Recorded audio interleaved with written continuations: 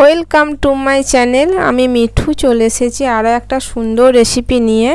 তা আজকে রেসিপি হলো বিয়ে বাড়ি স্টাইলে টমেটো খেজুর আমসত্ত্ব চাটনি। তা টমেটো খেজুর আমসত্ত্ব চাটনি কীভাবে বানায় সেটাই তোমাদের সঙ্গে আজকে শেয়ার করে নেব।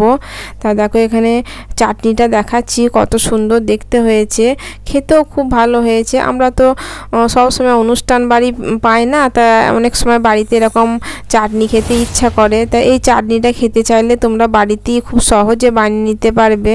তা আমি এখানে দেখো চাটনিটা বানাবার জন্য কিছু উপকরণ নিয়েছি, সেটা তোমাদেরকে দেখিয়ে নিচ্ছি। তাই এইখানে টমেটো দেখো কুচি করে নিয়েছি টমেটো। এখানে 500 মতন টমেটো আছে, আর আমসত্ত্ব আছে, আর খেজুর আছে। খেজুরটাও কেটে রেখেছি, বীজগুলো ফেলে দিয়েছি। তাই এই উপকরণগুলো আমি নিয়ে নিয়েছি। তারপরে এইদিকে কড়াই বসিয়ে দিয়েছি। কড়াই পরিমাণ মতো তেল দিয়ে দেবো, খুব বেশি তেল লাগে না, অল্প তেলে দিয়ে বানিয়ে নেবো। আর তেল গরম হয়ে গেছে, এখানে 5 ফোড়ন দিয়ে দিলাম, শুকনো লঙ্কা দিয়ে দিলাম। আর তোমরা চাইলে তেজপাতাও দিতে পারো, তেজপাতা আমি দিইনি। টমেটোটা দিয়ে দিলাম। এবার টমেটোটা একটু নাড়াচাড়া করে নেব।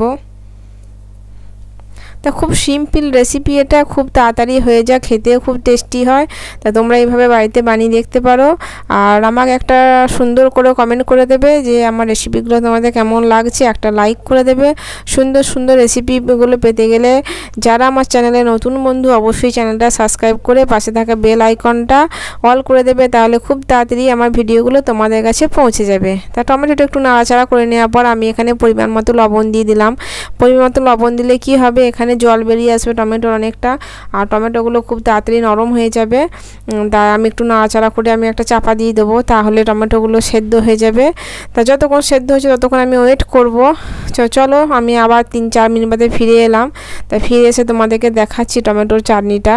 তা দেখো টমেটোগুলো অনেক নরম হয়ে গেছে। আমি একটু খুন্তি দিয়ে নেড়ে দিলাম, ঘেঁটে দিলাম আর কি। তা ঘেঁটে দিয়ে আমি আরও একটুখানি হলুদ দিয়ে দেবো। তা আমি হলুদটা দিইনি প্রথমে, তা একটু হলুদ দিয়ে দিলাম পরিমাণ মতো কালারটার জন্য। তা একটা সুন্দর কালার দরকার আছে। তা এরকম চাটনি বাড়িতে বানিয়ে দেখবে। তা একটু নাড়াচাড়া করে নিলাম খুন্তি দিয়ে, দেখো কত সুন্দর গলে গেছে। তা এখানে আমি আর একটু চাপা দিয়ে দেবো যাতে টমেটোটা আর একটু নরম হয়ে যায়। তো এখানে আমি আরও মিনিট 2 চাপা দিয়ে রেখে দিয়েছিলাম। তারপর 2 মিনিট বাদে ফিরে এলাম, দেখো। তো একটু নাড়াচাড়া করে নিলাম আরও। তাই এখানে আরও কিছু উপকরণ আমি অ্যাড করব, সেগুলো তোমাদের দেখিয়ে দিচ্ছি কী কী আমি দেবো। তাই এখানে দেখো কিশমিশ নিয়ে নিয়েছি, খেজুর নিয়ে নিয়েছি। তোমরা চাইলে গোটা কাজু দিতে পারো, আমি ভাঙা কাজু দিয়েছি। আর মেন দেবো আমসত্ত্ব আর খেজুর। আমসত্ত্ব খেজুর দিলে তো চাটনির স্বাদ অসাধারণ হয়ে যায়, খেতে খুব টেস্টি হয়। তা উপকরণগুলো দিয়ে আমি আরও একটু নাড়াচাড়া করে নেবো খুন্তি দিয়ে। তা দেখো এখন শুকনো শুকনো লাগছে না, তাই এটা একটু রস হয়ে যাবে যখন আমি চিনিটা অ্যাড করব। তাই এখানে দেখো আমি একটু লেবুর রস দিয়েছি। তাই এখানে আমি একটু লেবুর রস দিয়েছি 2 চামচ মতো। লেবুর রসটা দিলে স্বাদটা আরও দ্বিগুণ হয়ে যায়, খুব সুন্দর হয়ে যায়। আর এখানে আমি পরিমাণ মতো চিনি অ্যাড করে দেবো। তা দেখো যতটা আমার মিষ্টি লাগবে আমি সেই অনুপাতে মিষ্টিটা দেবো। এবার অনেকে মিষ্টি কম খায় বেশি খায়, সেরকম অনুপাতে দেবে।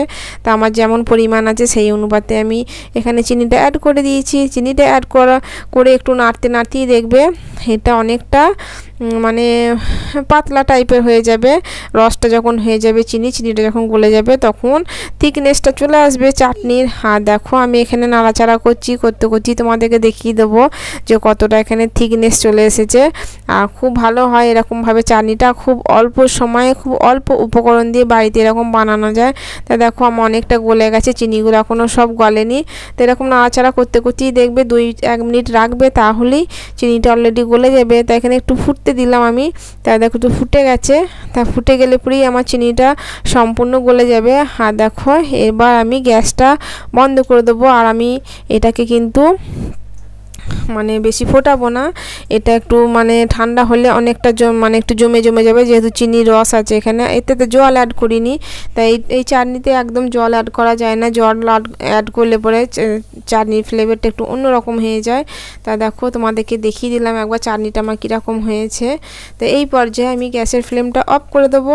এরপর আমি ঠান্ডা করে গরম গরম ভাতের সাথে এটা পরিবেশন করব। আর সাথে যদি একটু পাঁপড় থাকে ব্যাস, তাহলে তো একবারে বিয়েবাড়ি খাদ্য হয়ে যায় আর কি। তা আমার মেয়ে কি করে, এরকম চাটনি হলেই ওর পাঁপড় চাই। ও বলে মা আমাকে পাঁপড় ভেজে দেবে। ও পাঁপড় দিয়ে চাটনি খেতে ভীষণ ভালোবাসে। তা দেখো তোমাদেরকে দেখিয়ে দিলাম কত সুন্দর হয়েছে। তো একটু ঠান্ডা করতে দেব, ঠান্ডা হয়ে গেলে আমি এটা তোমাদেরকে পরিবেশন করে দেখাবো যে আমার চাটনির রেসিপি কীরকম হয়েছে। তা প্লিজ তোমরা একটু কমেন্ট করে জানাবে আমার রেসিপিগুলো তোমাদের কেমন লাগে। তোমাদের একটা সুন্দর কমেন্ট পেলে আমার খুব ভালো লাগে যে না আমার রেসিপিগুলো আমার বন্ধুরা সবাই পছন্দ করে, দিদি বোন ভাই যে যেখান থেকে আমার ভিডিওগুলো দেখো তাদেরকে অসংখ্য ধন্যবাদ, অনেক ভালোবাসা যে আমাকে এতটা সাপোর্ট করো, আমার পাশে থাকো, আমার ভিডিওগুলো তোমরা পছন্দ করছো।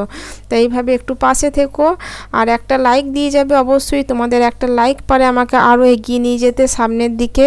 যাই হোক আজকের রেসিপিটা কেমন হয়েছে অবশ্যই জানাবে। তা সবাই ভালো থেকো, সুস্থ থেকো, আবার হাজির হব অন্য কোনো রেসিপি নিয়ে। ততক্ষণ সবাই ভালো থেকো, টাটা আজকের মতো। চলো এইখানেই আমি রেসিপিটা শেষ হয়ে গেল, তোমাদের দেখিয়ে দিলাম। আর কত সুন্দর দেখতে হচ্ছে দেখেছো তো। আমি বারবার একটা কথা বলছি, একবার তোমরা বানিয়ে খেয়ে আমাকে অবশ্যই কমেন্টে জানাবে। টাটা বাই বাই, সবাই ভালো থেকো।